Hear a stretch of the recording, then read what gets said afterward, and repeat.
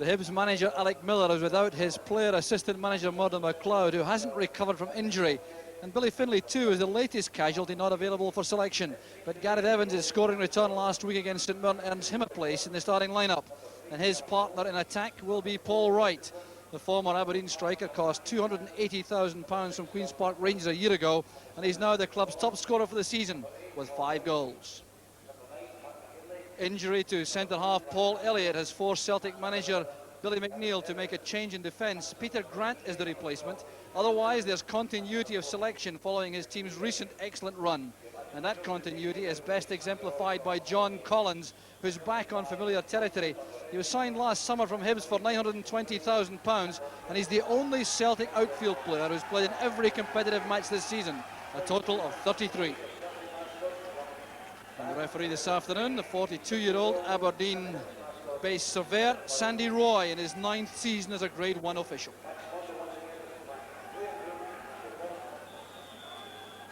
So Hibs playing up the hill in the opening half, and Celtic intent on maintaining the spell of form which has left them undefeated in the last 8 matches. Indeed, they've gone 4 games without losing a goal. And here's Paul McStay leading by example, coming through the middle from midfield, running straight into Gordon Hunter. And an offside flag was up against Tommy Coyne. So Hibs have a free kick. Very impressive opening there by the Celtic captain, Paul McStay. Space there for Miller. Oh, good play by Wright. Milne supporting on the left. Back it goes to McGinley. Well, he spotted Pat Bonner off his line. That's why McGinley went for that chip shot. It was good play from Hibs, from midfield, where Paul Wright made that excellent turn, then released Callum Milne on the left. Pat McGinley calling for the ball inside. You can see him trying to measure the chip shot towards the far corner. There's Evans again. He has Wright waiting in the middle. McGinley also arriving in the box. There's the foul by Derek White.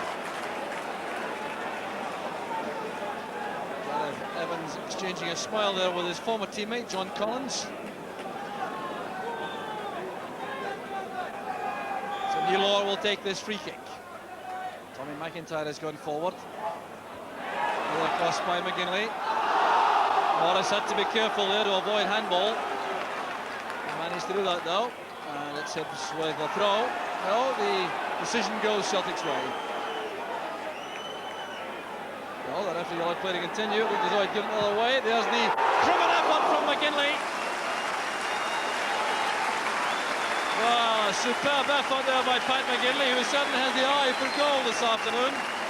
There was some confusion about who was getting that throw on the far side, but it was taken quickly by Hibs, and when that came across to the edge of the penalty area to McGinley, he hit that with tremendous power. Supported by Hamilton.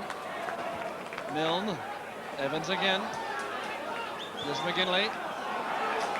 Intended, I think, for Hamilton. It found Paul Wright, though. There's Miller. Hamilton's return pass. Good play again from Hibs. It reaches Neylor. It's a fine turn. Good play once again from Hibs. And that could so easily have turned out better. Picked up by McNally. McIntyre doing well, judging an upward bounce. Here's Collins and the big stay. As well hit by McStay. Controlled the shot extremely well and made Andy Gordon look lively going to his right. He couldn't afford any error there.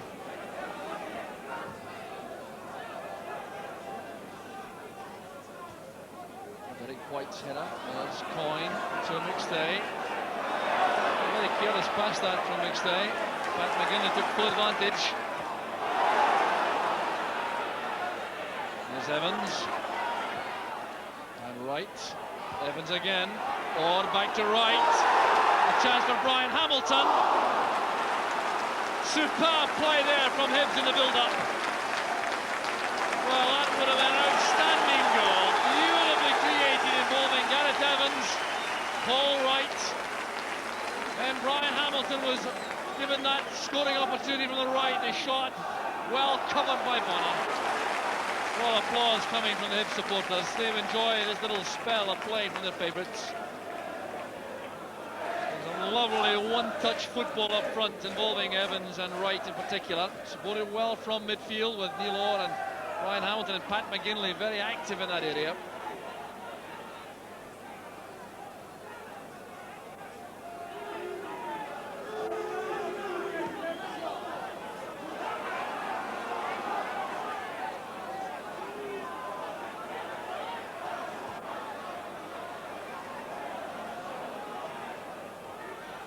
Galley inside, Miller trying to release Collins. Determined defending though by McIntyre.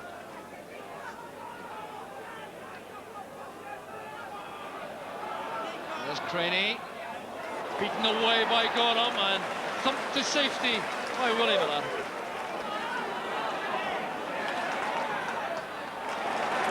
Here's Neil Orr. Hamilton is right going to the right. Hibs fans thought that was handball. The referee disagreed.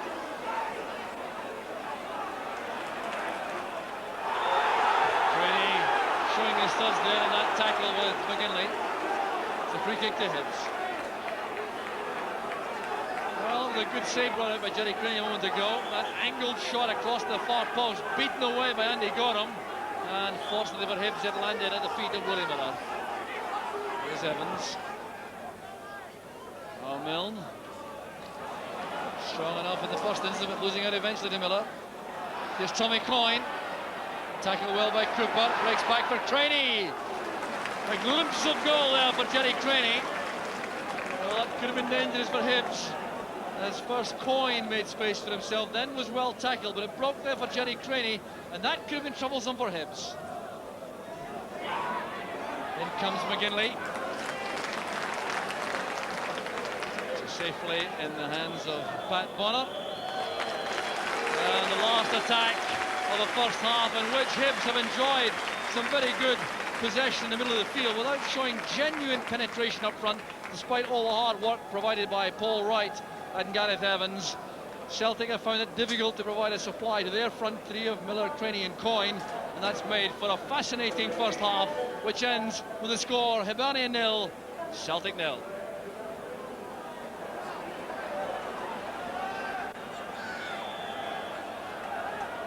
The Celtic start the second half, having made a change in defence. They brought in Darius Dubček to the heart of their defence, and the change has been to withdraw young Mark McNally. So Chris Morris has crossed over to the wide right midfield position. Peter Grant is in a marking role with Dubček in the sweeper position. So Celtic intent on enhancing their league position to ensure that a European place for next season doesn't depend only on the Scottish Cup. So they'll be looking for a good second half performance to win a couple of points here, but also to set themselves up for that Tennant Scottish Cup match next week against Rangers at Celtic Park next Sunday. Hibs, on the other hand, also looking for a continuation of their good form of last week in particular, when they fought back so well from a 3-1 deficit to win 4-3 against St Mirren, overcoming hosts of problems and injuries and suspensions. And they've had a performance in that first half which I'm sure would have given a lot of satisfaction to manager Eric Miller. Neil Orr was certainly one of their outstanding midfield players in that period. That's well taken though by Bonner.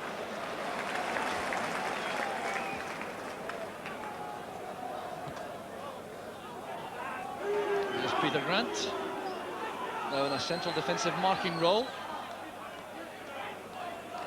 Morris forward. Back with Grant, that's towards Coyne.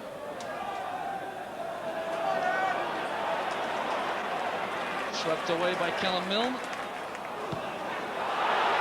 Well, White was in rather a hurry there. He had time to bring that down and choose a pass, but he still has managed to get the ball forward to Craney. Sending over a very good cross. It's Joe Miller for Celtic.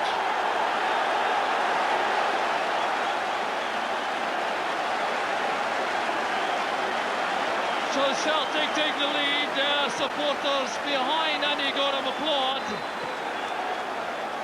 Well, Joe Miller got the goal, his 8th of the season, but he'll be the first to thank Jerry Craney for some fine, patient work at the corner flag. He had Gordon Hunter challenging there, but Craney retained possession, then turned inside and rifled over that superb cross, and a header from Joe Miller puts Celtic ahead. There's Paul McStay.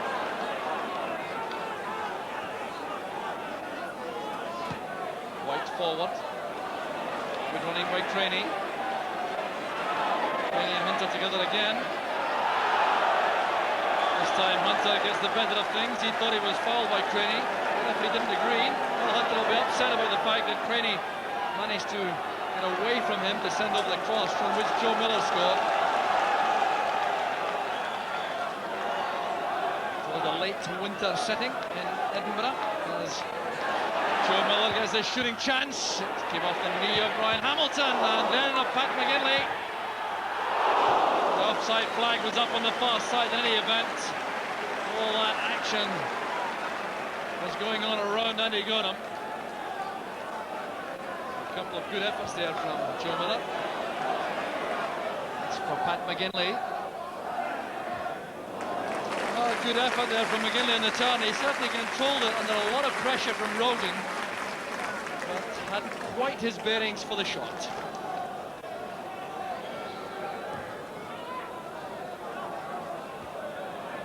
McIntyre winning the high ball from Craney. It's back with Morris. Neil Cooper's header. Getting it in front of Tommy Coyne. That's good play from McStay. Collins switching play back to the right for Morris. Here's Joe Miller laying it in early. Jerry Craney's header. Superb goalkeeping by Gorham. Wow, what fine play it was from Celtic.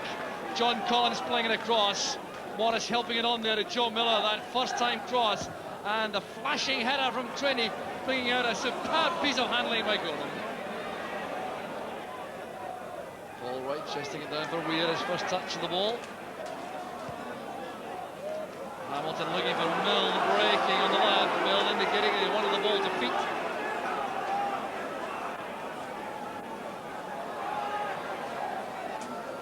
There's Morris. Dubček. That's for Craney, an excellent pass from Dubček. Well, not quite what Craney intended. What a fine pass it was from Darius Dubček. He looked up once and drilled that very talented left foot ball straight through the gap of the Hibs defence for Craney.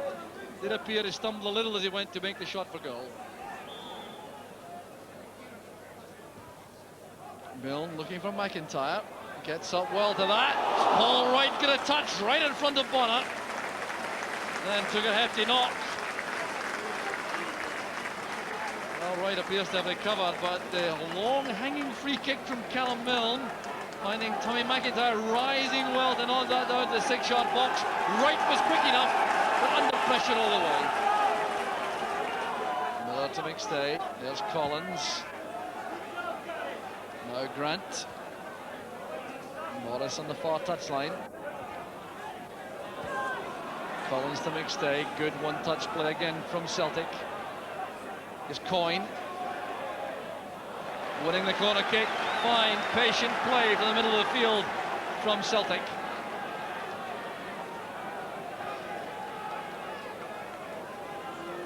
So Derek White has been encouraged to go forward into the penalty area. Chris Morris also hovering at the edge of the penalty box. Rogan signalling for the ball also. Played across to Paul McStay. Well beaten away by Gorham.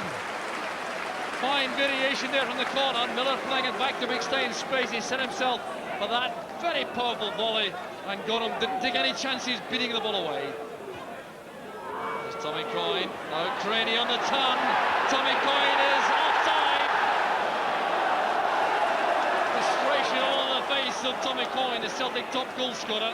But the flag on the far side was up instantly. And Murray Westland from Tillicootree is the far side linesman who was on the spot. The flag was up before the ball hit the net.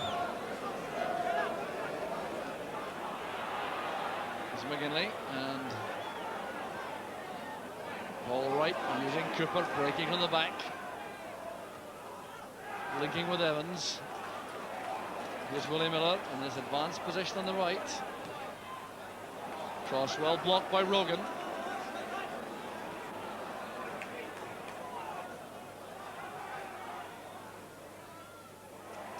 Good return past that from Miller to Brian Hamilton. Here's another chance to send the ball across. There's Mickey Weir, it's off the crossbar. Nothing going Hibs' way at the moment. Disappointment for Weir. It was good play on the right involving Willie Miller. Then Brian Hamilton tried to get the ball across. The ball spinning high in the air, allowing Brian Hamilton to nod that across the face of the goal. Weir arriving at the run, a fine header, and just dipping onto the top of the crossbar and over. Good stay to Grant. He has Morris ahead of him. Now Craney setting it up for Collins. That's for Coyne. Cleared by Cooper. Evans to Hunter. Striding beyond Joe Miller. Here's Paul Wright. Willie Miller looking up, considering the options, uses right shot. A little bit too obvious, that ball towards Weir, well read by John Collins. Here's Joe Miller now on the run for Celtic, going inside Hunter. It's well controlled by Paul McStay on the run. There's Craney available on the wide outside. That's for Joe Miller! And that was a classic. Sheer brilliance from Joe Miller. It's his second, and it surely ties the match up for Celtic. And his second header of the match with just 6 minutes remaining. He was the original architect, winning the ball on the left, coming inside Gordon Hunter, using Paul McStay. McStay striding forward. He had Craney on the right, but saw Joe Miller making a run through the inside left channel. A beautiful pass. And a quite magnificent header from Miller to make it 2-0 to Celtic. And an opportunity clearly there for Celtic to introduce Martin Hayes. He cost £650,000 from Arsenal in the close season, hasn't yet really made his mark with Celtic, and now has his chance replacing Jerry Craney in attack.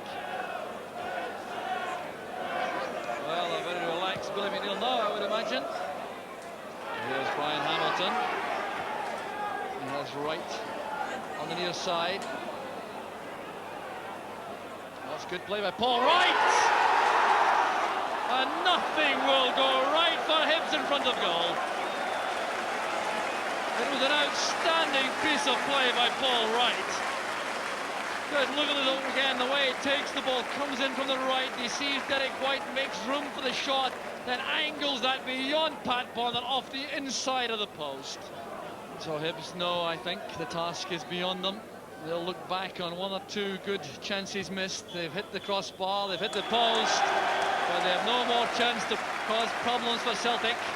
The final whistle goes, and Joe Miller is the hero of the hour for Celtic, with 2 excellent goals in the second half, and ironically, headers from the smallest player in the Celtic ranks, but both goals of genuine quality. And in the end, it was little more than Celtic deserved for a very impressive second half performance. Hibs contributed a great deal in the first half, ran out of luck in front of goal in the second, but a fine match, won deservedly in the end by Celtic. The final score at Easter Road, Hibernian 0, Celtic 2.